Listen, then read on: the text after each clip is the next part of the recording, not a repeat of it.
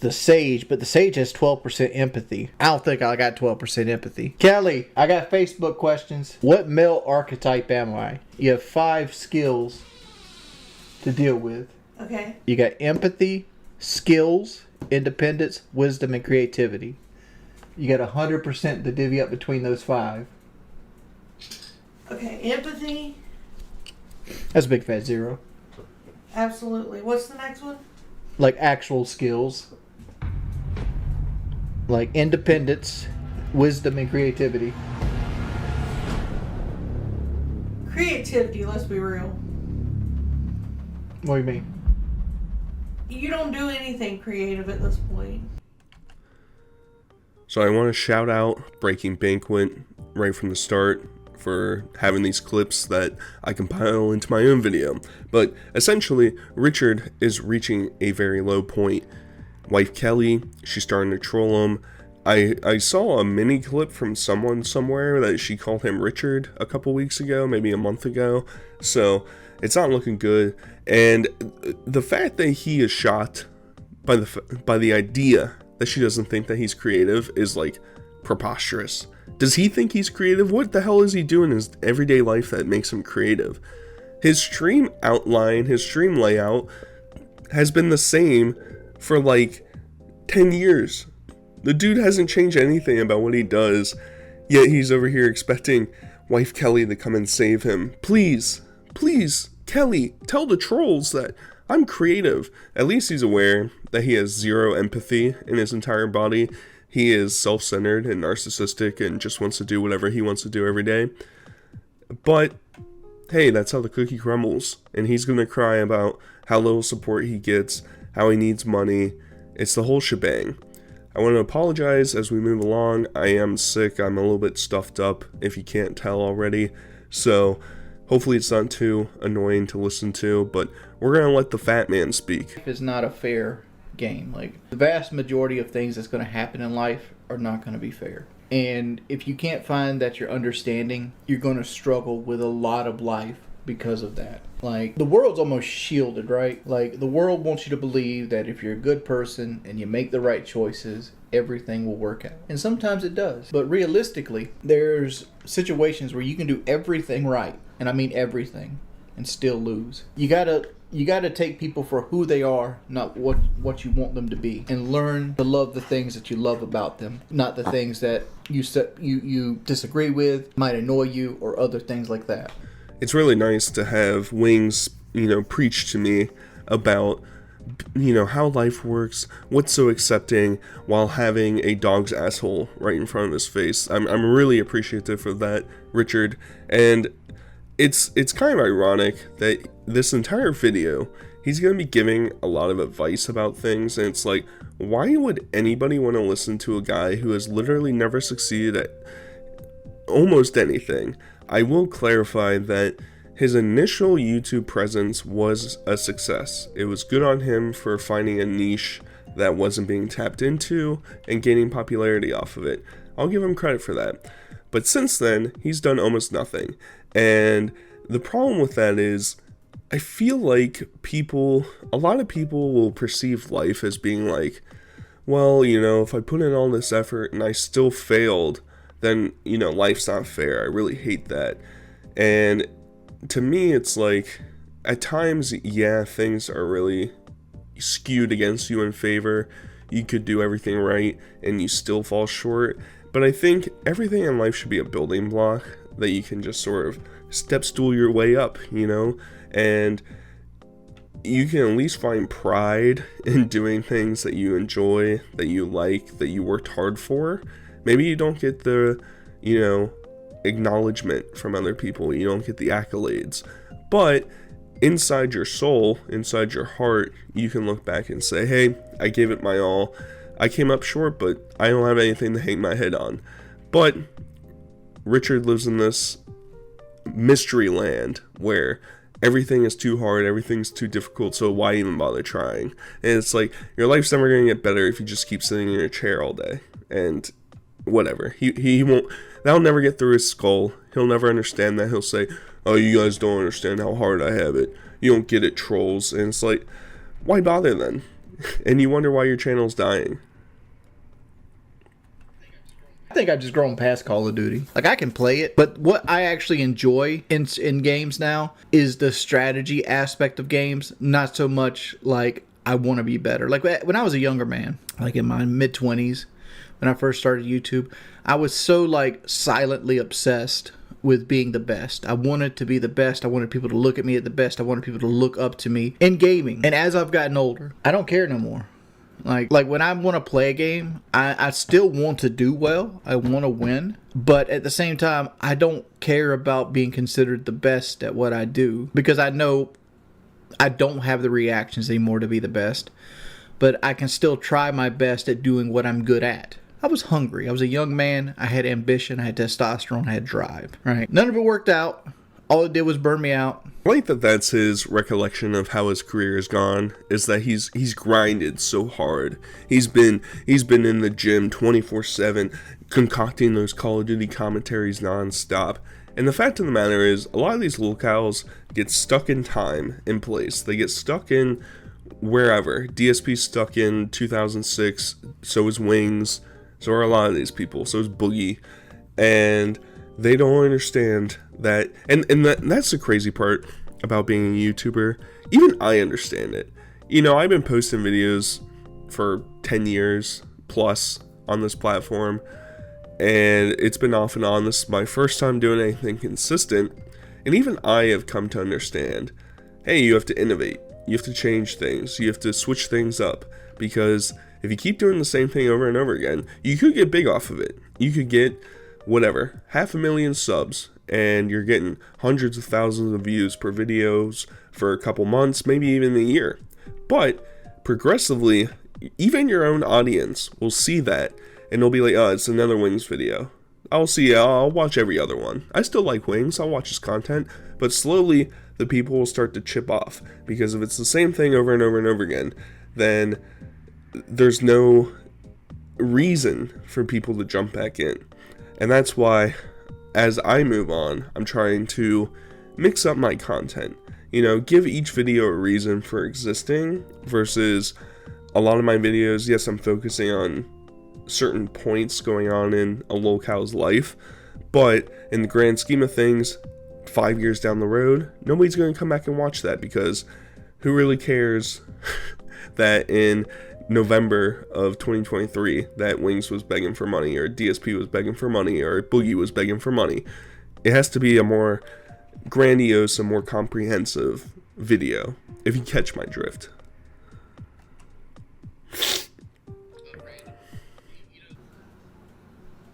Random. You know the reason he's going to do a third one? Because it's easy content. Like, a video that's like 45 minutes to an hour long, that gets 1 million views, that's worth about $4,000 to him. That's why he's doing a third one. He's not passionate about it. He's scraping the bottom of the barrel, making easy content. That's what those channels do. I don't know what June the King makes in RPM. I would guess that for 1 million views, he makes way more than $4,000. That's my hunch. I would guess it's probably between like 6 and 8K. Wings is probably basing it off of his RPM, which gaming content is a lot lower than everything else. So I think for somebody like June the King or Turkey Tom or anybody like that that does a Wings video, theirs is probably $6 to $8, somewhere in there for 1,000 views. So they're probably making 6 to 8K per million views. And I think part of it is definitely the money aspect of it. But I also think, sort of hearkening back to my previous point, where you have to make like evergreen content, you have to consistently change and update things. Well, if you're June the King and you upload a Wings of Redemption video once a year, that's like a big comprehensive history type thing over the past couple years or months or whatever he's doing, then you're gonna get that itch that people were searching for. Like, man, I really like the first two, I hope he makes the third one. Oh, a year later he made the third one? All the people are gonna come running back. So yes, it's easy content. Does June the King, is he really invested in Wings? Maybe not. Who really knows? You know, I think out of all the locales, Wings is probably somebody that doesn't really tickle your fancy as much, because he's just sort of a sad, pathetic man. he doesn't really do anything too outlandish compared to all the other locales. So it's like, I don't really know. And I think, and I'll get to the Mike Klum documentary on Boogie, but I actually think something like that for Wings could be beneficial. If he's like authentic and true, he would look way better than Boogie did in that documentary. So maybe that's an option. I know he'll never do it, but just trying to think of how he can broaden his horizons.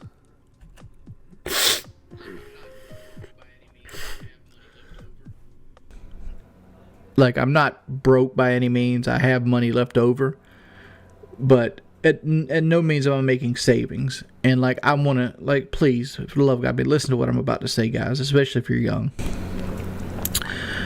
The money that you waste now is important, right? Save it. Save it, save it, save it. When I was young, I would make $1,000 mistake, and that $1,000 could be used later on in life when you can't earn it. Because like the fallacy that most people have when they're young is that there's always more time to make money. And as you get older, it gets harder and you can't dictate the future. Save your money. Realize that you're messing up. And yes, I think taking advice from somebody who is financially destitute, like Wings or Boogie, is a bad idea typically. But this message isn't too bad. If you're young and you're watching my videos, save your money, invest your money, because between 20 and 30, and probably like 25 and 35, that's like your greatest compound interest money aspect of your entire life. So your money's gonna like quadruple, triple, 10 times in this time frame if you're investing over the long run.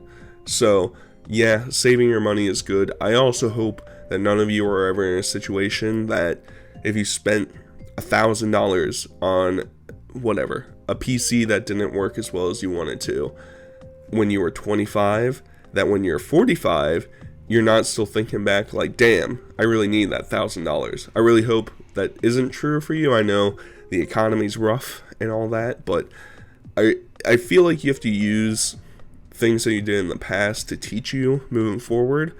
But it feels like, you know, Wings doesn't really do that a whole lot. He is introspective, but it's like he doesn't take what he says and applies it to real life.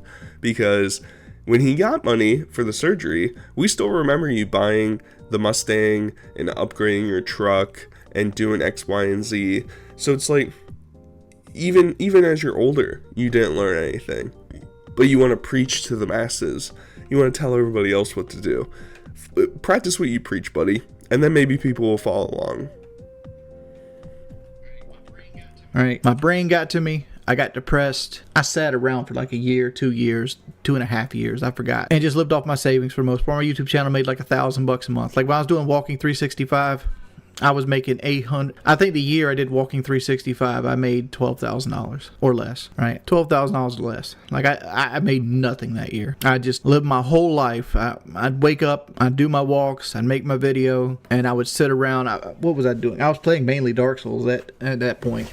That's why I always say, like, this was when Walking 365 fell apart. I was even more hard on myself because I failed at another venture, and I kind of like skidded water and Fallout 4 came out, and I was completely over it. I was over everything at that point. And like Fallout 4 gave me another reason to live. So it's like when I did my Let's Play, I'm like, it gave me something to look forward to. This is a really sad existence. It really is. Like, you have to find something more profound in your life to give you fulfillment than video games. I'm being 100% honest with you. Because I personally love video games. I love playing with friends. I love it when I can just relax and focus on that for a little bit. But I don't wake up each and every single day like, oh, I need to play my video games. I need that to make me happy. That's why people have friends and family, and people have, you know, religion and beliefs and stuff like that, and community to stick together. Wings doesn't have any of that. And he never really took any vested interest in connecting with Kelly or her family or anything like that. He just wants to be his own little hermit inside of his room. And it's really sad to think that his whole career hinged on, oh yeah, I did walk 365 and then I failed on it. It's like your life is the exact same as then, but you just don't walk anymore. So it's like the walk 365 videos weren't insane. It's not like you were doing something crazy. You just don't have any drive. You have no motivation. You like people giving you money for not doing anything. And it's like, that's cool. You can do that. That's your life. But don't sit back and complain that, oh, all my creative endeavors were shot down because I couldn't make money off of them. And it's like, sometimes you have to struggle in order to succeed. And sitting around and not working hard to make more money and living off your savings is going to put you in a spiral. And look at you now.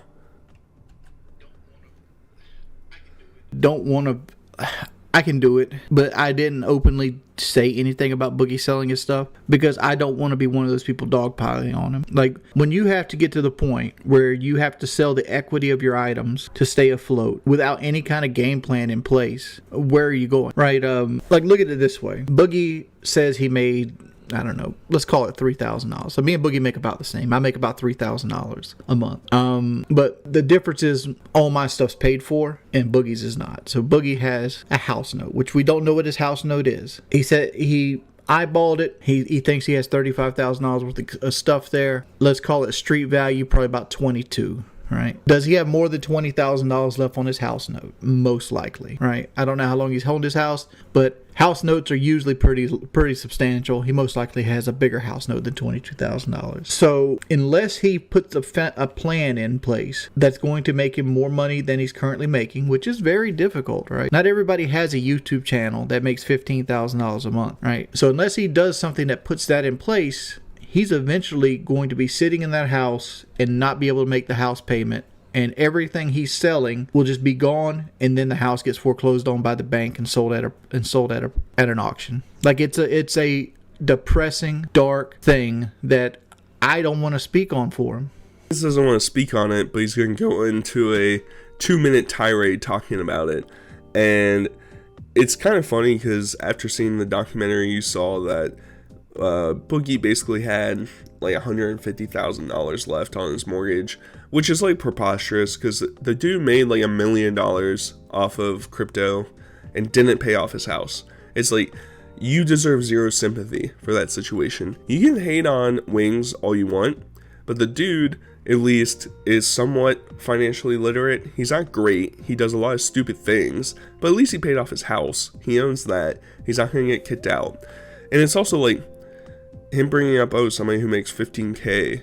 It's like, you don't need to make $15K a month to survive.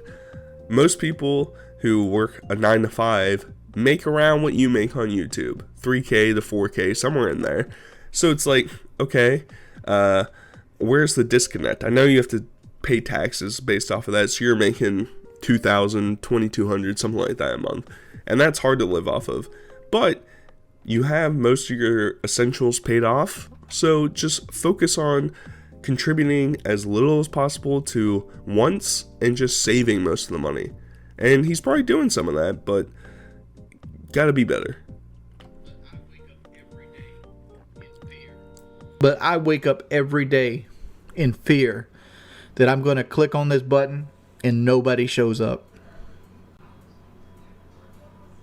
Every day I think about it. Like, every time I stream and I got like 240 viewers instead of 300, I think this is the day that I start to fall off. That believed in me and I didn't believe in myself. And I don't think he knows how much I appreciated him.